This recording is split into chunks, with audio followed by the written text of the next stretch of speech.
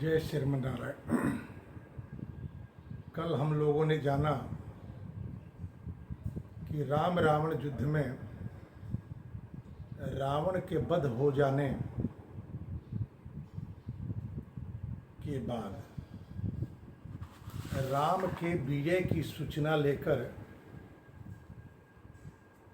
भगवती सीता का दर्शन करने गए श्री हनुमान जी की सारी बातें सुनने के बाद भगवती सीता अपने पति भक्त वत्सल राम के दर्शन की इच्छा व्यक्त की।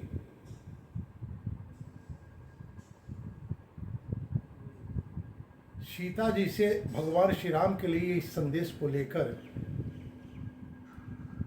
भगवती सीता के चरणों में प्रणाम निवेदित कर लौटे हनुमान जी पुनः एक बार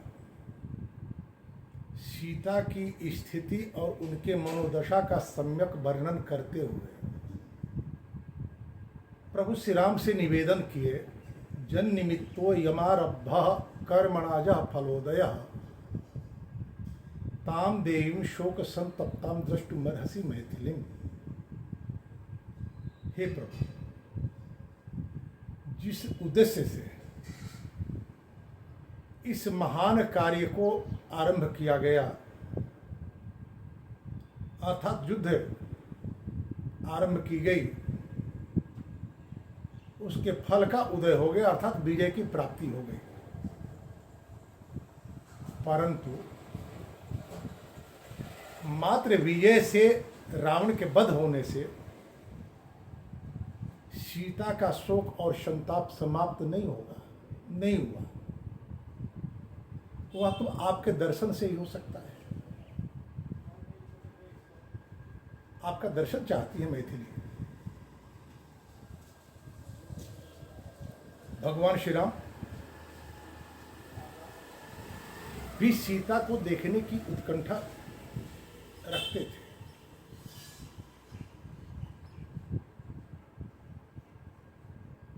आज जो इतने दिनों से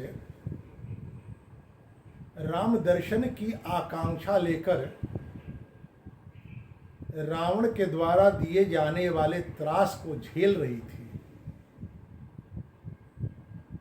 वे भी सहसा राम दर्शन के लिए नहीं जा सकी।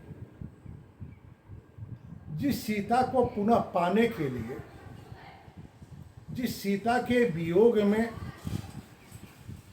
सामान्य विरही की तरह विरह से कातर श्री राम की आंखें रोत रही थी, वे भी सहसा सीता से नहीं मिल सकते थे। ये परिस्थिति कौन सी थी? संबंध में चाहे पवित्रता कितनी भी हो, परंतु लोक मर्यादा का अनुशासन अपेक्षित होता है। जो वैयक्तिक संबंध को महत्व देने के आग्रह में लोक मर्यादा के अनुशासन की अवज्ञा करते हैं, उन्हें पश्चाताप उठाना पड़ता है। भगवान श्री राम हनुमान जी के द्वारा सीता की इच्छा जान विभीषण को बुलवाए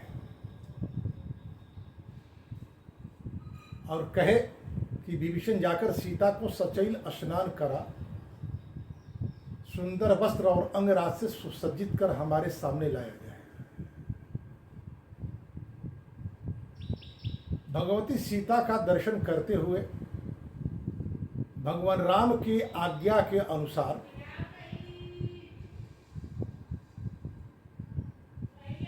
भगवती सीता से स्नान पूर्वक अंगराग आदि धारण करने का निवेदन विभीषण जी ने किया।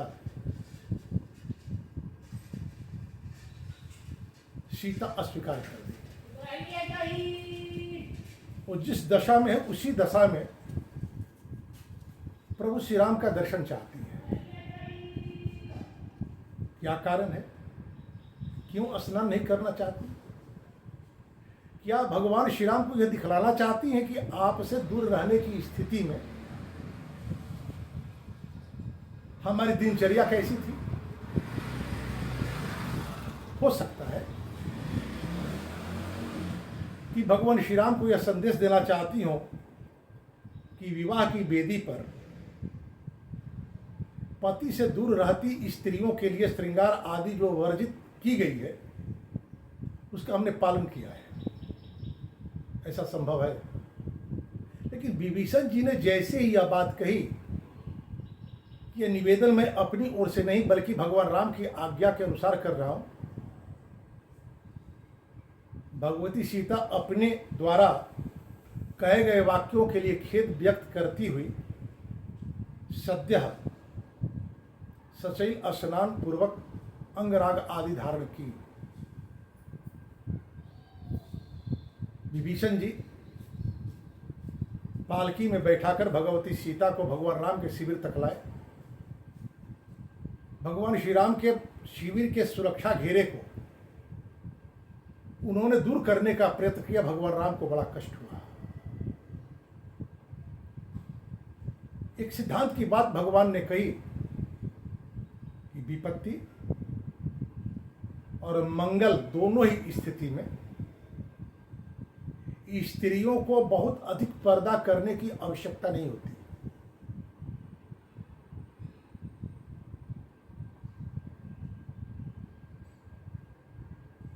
और ये जो हमारे सुरक्षा में है ये कोई हमारे पराये नहीं है, हमारे अपने हैं।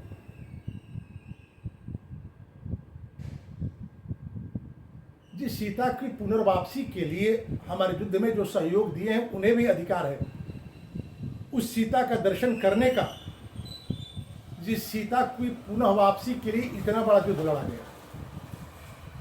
सूर्य जी ने खेद व्यक्त की और भगवान राम की इच्छा के अनुसार देवी सीता से निवेदन उन्होंने किया कि आप पैदल चलते हुए सबको दर्शन देती हुई चले। देवी सीता संकोच से अपने अंगों को समेटी हुई भगवान श्री राम का दर्शन करने जाती है। भगवती सीता के मनोभावों का बड़ा सुंदर वर्णन महर्षि वाल्मीकि ने किया। विस्मया च प्रहर्षात् च स्नेहात् च पति देवता उदेक्षत मुखम भरतु सौम्यम सौम्यतरानना। भगवती सीता अपने सौम्य दृष्टि से अपने सौम्य पति का दर्शन कर रही है, परंतु दर्शन के समय विस्मय, हर्ष, स्नेह ये तीनों वृत्तियां मन में विराजमान है। विस्मय का अर्थ तो हम लोगों ने बहुत पहले ही जाना कि लोक संबंध और लोक वस्तु में लोकोत्तर दृष्टि का रखना यह विस्मय है। संदेह, अहंकार यह विस्मय है।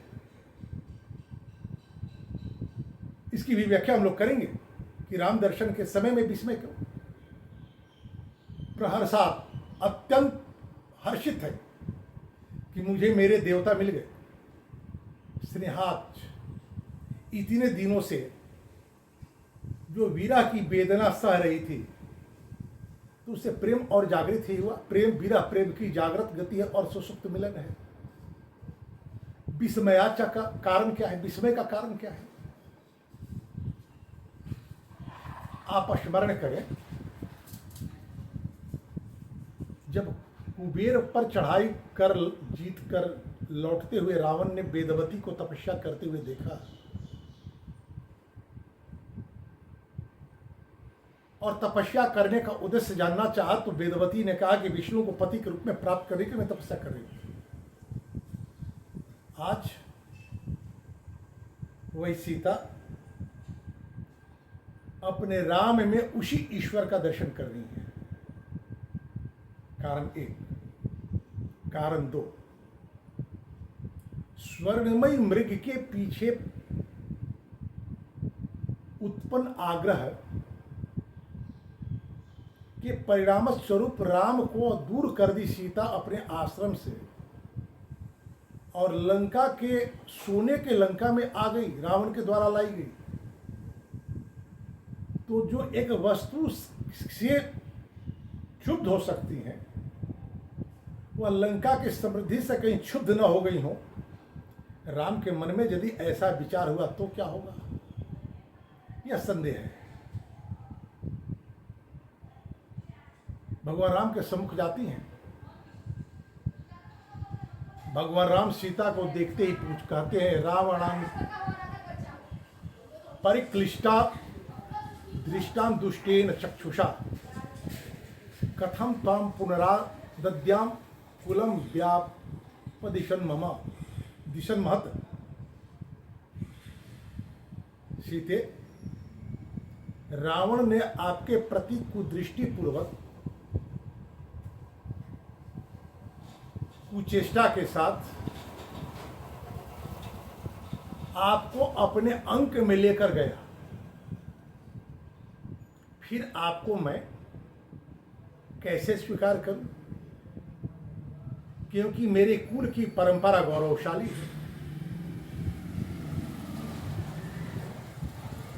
जो विस्मय था सीता के मन में, विस्मय का एक कारण था, वह कारण यह है। भगवान राम सीता से ऐसा क्यों कहते हैं?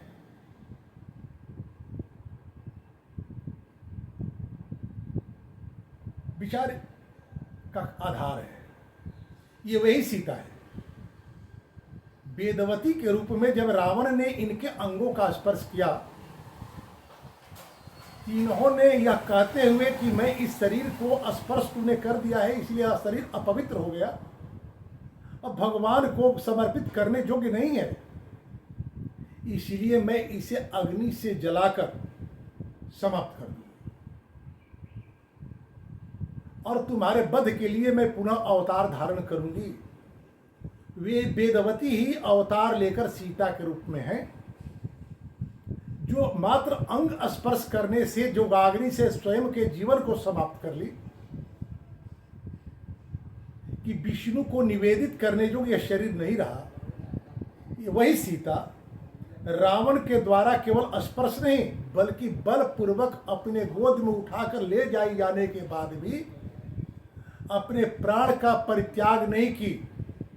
क्या आज इनका शरीर भगवान विष्णु को निवेदित करने योग्य है? इस विषय पर हम लोग कल चर्चा करेंगे। धन्यवाद। जय श्री नारायण। चैनल को सब्सक्राइब करें, लाइक करें, शेयर करें, कमेंट करें, ताकि अधिक से अधिक लोगों तक इस चैनल की पहुंच सुनिश्चित हो सके। धन्यवाद।